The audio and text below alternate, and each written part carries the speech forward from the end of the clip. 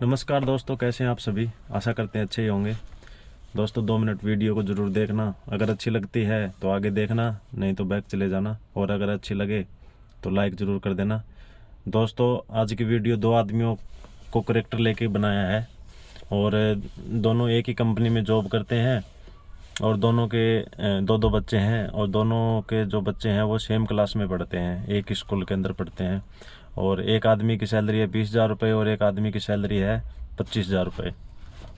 तो आज से 10 साल के बाद दोनों में से किसके पास ज़्यादा पैसा होगा? आपको सिर्फ सोचना है, कमेंट नहीं करना है। कमेंट करना है लास्ट में। चलो ये तो हो गई बात। अभी आते हैं असली मुद्दे पे। इंसान को कभी भी बड़ा खर्चा होता है ना, जैसे बड़ा खर्चा, जैसे 50,000 रुपये या लाख रुपए कोई भी फंक्शन में या कोई मतलब कुछ भी अगर घर के अंदर कोई प्रोग्राम है उसमें करने में, उसके अंदर कभी नहीं सोचना चाहिए कि मैं करूं कि नहीं करूं। ऑफिशियली करो, उससे आपका क्या समाज में नाम होगा और लोग आपकी इज्जत करेंगे, आपका मतलब मान सम्मान बढ़ेगा। लोग आपके बारे में, 2 आदमी बैठेंगे वो बातचीत करेंगे कि देखो भाई इसने यार इतना पैसा खर्च किया है, ये किया वो किया। आदमी को हमेशा छोटे छोटे खर्चों से बच के रहना चाहिए। छोटे छोटे खर्चे जैसे चलो यार आज शाम को होटल में खाना खा के आते हैं, या फिर बच्चे स्कूल में जा रहे हैं उसको 20, 30, 40 रुपये पकड़ा दिए, चलो बेटा कुछ खा लेना। या फिर बच्चों के लिए कुरकुरे ला देना, उनको ठंडा ला देना वगैरह ला देना, बड़ा पाव ला देना। घर वालों को ले चलो यार आज तो बड़ा पाव खा के आते हैं। और भी बहुत सारे खर्चे हैं, आप समझ ही गए होंगे कि मतलब जो खर्चे आप मतलब नहीं भी करना चाहो और तो भी आपकी जीवन मतलब ज़िंदगी है वो अच्छी चलती रहे, और अगर आप कर रहे हो तब भी ज़िंदगी अच्छी चलती रहे। तो आदमी को हमेशा है छोटे छोटे खर्चों से बच के रहना चाहिए। बड़ा खर्चा आप करो कोई बात नहीं, दिल खोल के करो, क्योंकि वो साल में आप एक बार करोगे या 5 साल से एक बार करोगे। लेकिन छोटे छोटे खर्चे हैं वो आपके हर रोज़ होते रहते हैं और आपको पता भी नहीं चलता और आपकी जेब से पैसा निकलता रहता है। तो यही था उन दोनों के बीच में। जो 20,000 रुपये कमा रहा था वो छोटे छोटे खर्चों को देख के चलता था, वो छोटे छोटे खर्चों को अवॉइड करता था वो मतलब। और जो 25,000 रुपये कमा रहा था महीने के, वो छोटे छोटे खर्चों की तरफ बिल्कुल भी ध्यान नहीं देता था और जैसे मर्जी पैसे खर्च करना। और अब ये बताओ कि 10 साल बाद दोनों में से किसके पास ज़्यादा पैसा होगा? जो 20,000 रुपये कमा रहा था उसके पास, या जो 25,000 रुपये कमा रहा था उसके पास?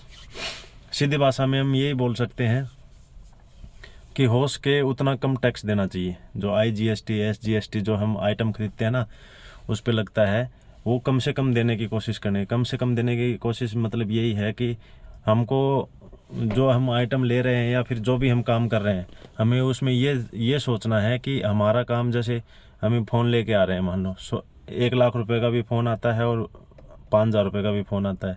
1 लाख रुपये वाले फ़ोन में हमने 20,000 रुपये SGST IGST दे दिया। 5,000 रुपये वाले फ़ोन में हमने 250, 300 रुपये SGST या IGST जो भी है वो दे दिया।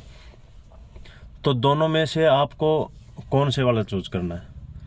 आप क्या काम करते हैं, आपको किस लेवल तक की चीज़ लेने से आपका मतलब किस बजट तक की आप खरीदेंगे तो आपका काम बढ़िया चलता रहेगा। उसी हिसाब से आपको ज़िंदगी को आगे बढ़ाना है ताकि आप खुश रहें और यही चीज़ अपने बच्चों को सिखाएं। और बच्चों को सिखाने के ऊपर ये बात है कि आप जैसे आपका बच्चा 5वीं क्लास क्रॉस कर देता है, उसके बाद 2 महीने की छुट्टियां होती हैं, ग्रीष्मकालीन छुट्टी होती हैं, वो 2 महीने की होती हैं।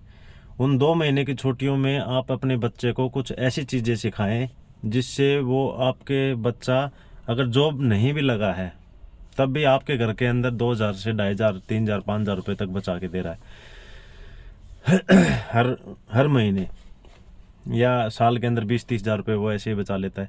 वो कैसे बचाएगा? जैसे आप ग्रीष्मकालीन छुट्टी होती हैं उसके अंदर 2 महीने की छुट्टियों में आप अपने बच्चे को एक बार किसी वेल्डर के पास छोड़ दीजिए, अगली छुट्टियों में आप किसी प्लम्बर के पास छोड़ दीजिए, उससे अगली छुट्टियों में आप उसको कंप्यूटर का काम सिखा दीजिए, उससे अगली छुट्टियों में आप उसको मोबाइल का काम सिखा दीजिए। ऐसे ऐसे करके उससे अगली छुट्टियों में आप बाइक का काम सिखा दीजिए, गाड़ी मैकेनिक होता है उसके पास में उसको 2 महीने छोड़ दीजिए। उसको 2 महीने, उससे अगली छुट्टियों में उसको आप इलेक्ट्रिशियन के पास छोड़ दीजिए। घर के अंदर बिजली का काम वगैरह है, ड्रिल मशीन कैसे यूज करना है, कैसे इन्वर्टर का सेट करना है, घर के अंदर ये छोटी छोटी ज़रूरतें पड़ती रहती हैं। अगर हम बाहर से मैकेनिक को बुलाते हैं, एसी रिपेयर के लिए बुलाते हैं, मान लो एसी की सर्विस करने के लिए बुलाते हैं, तो आजकल 1000-1500 रुपये नॉर्मल हो गया है। और वही आपका बच्चे को अगर पता है तो वो खुद अपने घर में ऐसे कर सकता है। और बच्चे को नहीं है, अपनी लड़की को भी आप सिखा सकते हैं, क्योंकि घर को ज़्यादातर मेंटेन लड़कियों को करना पड़ता है। अगर उसकी गैस की पाइप भी निकल गई है तो उससे नहीं डलती है। तो ये सब चीज़ें उनसे करवाना है। आपको खड़े होना है, आपको जैसे पता है आप उस चीज़ के पास खड़े हो जाओ, उसको बताओ कि बेटा आप इसको ऐसे करो। तो भविष्य के अंदर जैसे वो किसी अगले घर में बहू बनकर जाएगी, तो अगर कोई ऐसी दिक्कतें आएंगी तो वो खुद से उसको हैंडल कर लेंगी। इससे ही आपके छोटे छोटे खर्चे बचते हैं। यही तो छोटे छोटे खर्चे हैं। अभी इन्वर्टर आपने घर चेंज किया, मान लो इन्वर्टर सेट करने वाला आ रहा है, आपने कॉल कर दिया कि मेरा इन्वर्टर सेट करके जाना है। क्योंकि आजकल वैसे भी फिटिंग हम वगैरह करते हैं तो इन्वर्टर का कनेक्शन वो सिर्फ 2 तार लगाएगा, आपके बैटरी के तार लगाएगा और एक इन्वर्टर से बोर्ड के अंदर तार लगाएगा, और आपसे 1000 रुपये लेके चला जाएगा। तो ये तो छोटे छोटे खर्चे हैं। इनसे बचने के लिए आपको अपने बच्चे को चौथी पाँचवीं क्लास से स्टार्ट कर देना पड़ेगा, और उसको हर छुट्टियों के अंदर आप अलग अलग चीज़ का काम सिखाइए, ताकि आपका बच्चा जैसे जैसे 11वीं 12वीं क्रॉस करता है तो उसको हर चीज़ के बारे में थोड़ा थोड़ा नॉलेज हो जाए। तो अपने बच्चों को ये सब नॉलेज दीजिए। अगर वीडियो अच्छी लगी है तो लाइक ज़रूर कर दो, चैनल को सब्सक्राइब कर लो, हम ऐसी वीडियो आगे लाते रहते हैं। और कमेंट ज़रूर करना कि आपने पहले कौन सा वाला सोचा था, 20,000 रुपये वाला सोचा था और या फिर 25,000 रुपये वाला, कौन सा आदमी, और अब आप कौन से वाले आदमी को सोच रहे हो कि वो भविष्य के अंदर कौन सा वाला आगे निकलेगा।